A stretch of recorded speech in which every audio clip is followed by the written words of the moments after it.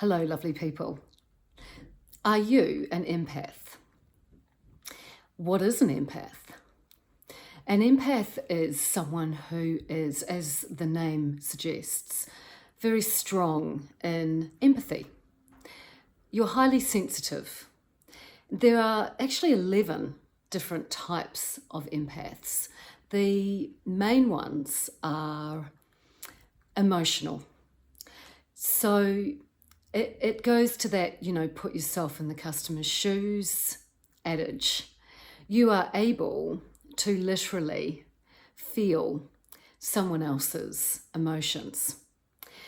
And you may experience this and not really know what it is and not really understand that emotion is the other person's. So for example, you're sitting in a meeting at work and someone is talking about their parent being unwell and they become emotionally charged about that.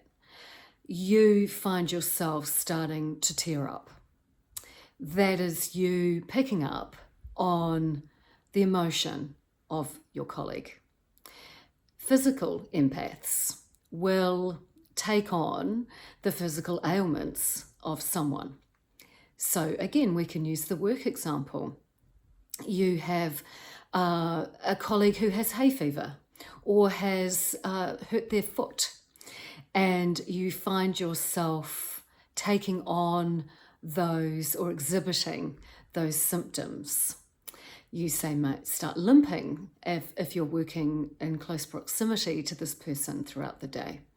You may start sneezing and thinking, oh, I'm getting a bit of hay fever myself. And this is actually your energy connecting in with the other person's, and that energy manifesting or presenting itself in the physical way. The next is the intuitive empath. So this is someone who is psychically able to read other people. They do it in an energetic way. It's not as simple as reading someone's mind. It's more of when you have an intuitive empathy, you are able to just intuitively know where that person is coming from. It's that ability to finish someone's sentence for them, to just completely understand where they're coming from without them having to fully explain something. This is where being an empath actually gives you superpowers, but it can also be seen as a super stressor. And so we'll come to that in a minute. But you can see by that example of the intuitive empath why this can be an amazing ability that you can use for the good of all. There are animal empaths. So you may be relating to this. You may just know how your dog or your pet, you may just know how they're feeling, what's happening with them. They may be your best friend because in many ways you find it easier to relate to that animal and to really see, sense or feel and be in tune with the animal rather than perhaps other people. This is a hallmark of an animal empath. We have plant empaths, people who are very much in tune, tree huggers, people who they are our gardeners. Yes, they are our people who are very much immersed in the natural world. They are in tune. They intuitively, instinctively feel our natural world, our plants. And then we have earth empaths, sort of graduating through from the plant empath.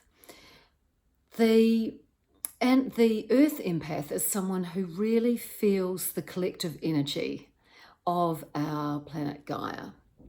There's someone who understands when Our oceans, for example, are under huge pressure. They may be someone who is deeply triggered by environmental challenges.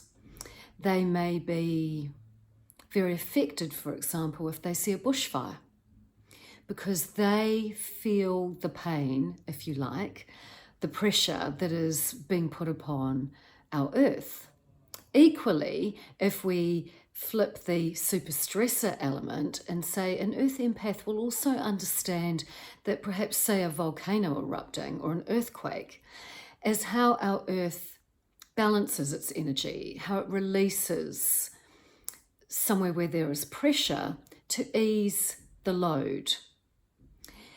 And an earth empath will intuitively just understand this sort of balancing act, that infinitely clever balancing act of nature. Now, as I say, being an empath is about being super sensitive in these different ways. And there are 5 other aspects or characteristics or classifications of empath, which we can look at another time. How, as an empath, do you turn what could be a super stress into more of a superpower? It's really about becoming your own well-being hero. It's really about understanding how you are actually in control of your own energy. And that means getting to know your own energetic vibration, putting aside and asking your mind to step back, putting aside the self-critic who might sit on our shoulder and have that negative self-talk around, oh, you're getting stressed again, oh, you da-da-da.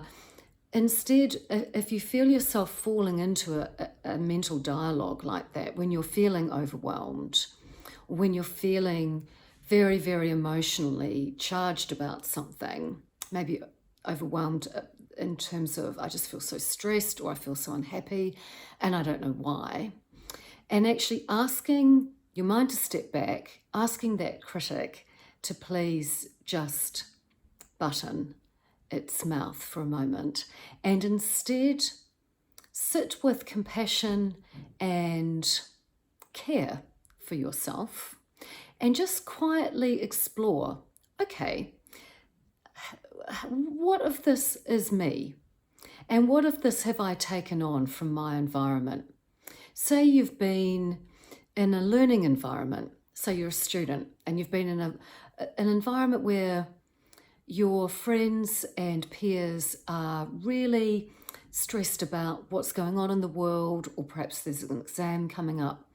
And so you may have started out your day feeling pretty confident and pretty clear about your work and where you were going with your work plan. And then by the end of the day, you've been sitting in various classes or lectures and you come away and you're just feeling, it's all too much. I'm overwhelmed. I'm really stressed out. I'm never going to be able to do this. This is all too much. So that inner critic will feed that negative dialogue. You see what I mean? Whereas if you sit back and say, well, hang on a minute, you just button up for a sec, because this morning when I was just in my own energy, you reset yourself back to your true energy. And you have compassion for the fact that because of your superpower, you've taken on these other energies, stresses. However, you can then just let them go, acknowledging what they are, and instead work out a strategy so that you can navigate your education without taking on too much from others. This is why empaths often need alone time to reset, to ground themselves back in to themselves. It is very, very useful, though, to start getting really good at discerning between what is yours and what has come from outside of you. And this is what I mean, where You won't be able to think your way through that. You'll need to just intuitively, using your empathetic superpowers, just let yourself feel and acknowledge what is really yours. So, what are other ways you can reset? What are other ways that you can turn this empathy into a superpower? Okay, so self-compassion I've mentioned, and I have, to illustrate, a chunk of rose quartz crystal. Rose quartz, very much a crystal that's about love and compassion and care, and it's one of the heart crystals. So you may be drawn to crystals. I also have a piece of obsidian, which is one that literally absorbs negative energy. There are various different crystals, so you could investigate what are different crystals that I could wear, that I could carry in my bag, that I could put next to my computer, and so on and so forth. So crystals are, we use them in our computers and in our mechanisms and our watches and things like that. They are actually like a little mini computer in their own way, and they are amazing at alchemizing or processing energy.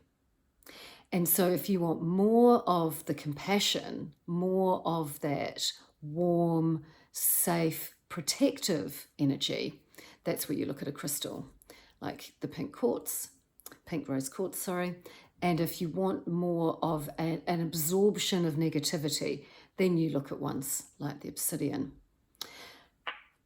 Really important to have that self-compassion, to have that conversation with yourself coming from the heart. I'm acknowledging that I'm feeling overwhelmed. I'm acknowledging, or I'm sorry that I'm feeling like this. I'm just going to give myself a bit of a break. I'm just going to give myself what I need in order to reset.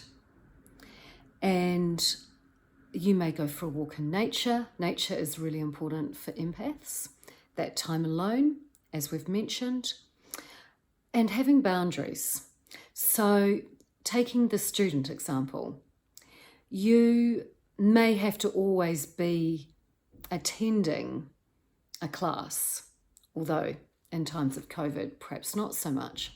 However, if you are needing to be, for example, physically around others more than is your natural aptitude or your natural preference, that's fine. Learn how to have the boundaries. So go for a break when in between classes. Instead of walking with a friend, just put your headphones in, walk by yourself. Likewise in class, just perhaps talk with your friends or your peers and say, I'm actually better if I, once a week, for this class, I just sit away and just sit by myself, because I just get really distracted and I need that focus time. But then let's catch up after. Just think of what is going to work for you. Have a strategy so that you're proactive about putting up those boundaries. And those boundaries, therefore, are positive, and they are protective of you. However, they're also healthy in terms of you're still having the interaction with the people that you care about and that you want to have that connection with. It's not like you as an empath have to break all connection with others. You just need to understand what your sort of tolerance levels are. Again, it's about getting to know your energy blueprint and what works for you and what doesn't. It could be really useful if you find yourself really very much overwhelmed a lot of the time, to keep a bit of an energy diary or an emotional diary or a physical diary, whatever it is with you that where your empathy really comes to the fore, and just keep rough notes so that you can see patterns emerging. That's what you're really looking for. Energy works in cycles and it works in patterns. And if you can start to really understand the pattern of your how your empathy works, then you will know how to manage it and how to put up those positive boundaries when you need to go for a break, when you're in front of electronics too much and you need to be out in nature, etc. So I hope that helped. Please leave comments if you'd like to know more about this subject. And remember that instead of being a super stressor, you have the ability to really manage and harness the power of your empathy for your good, for the good of others, and for your true north path and the gifts that you have to share with the world. Thank you.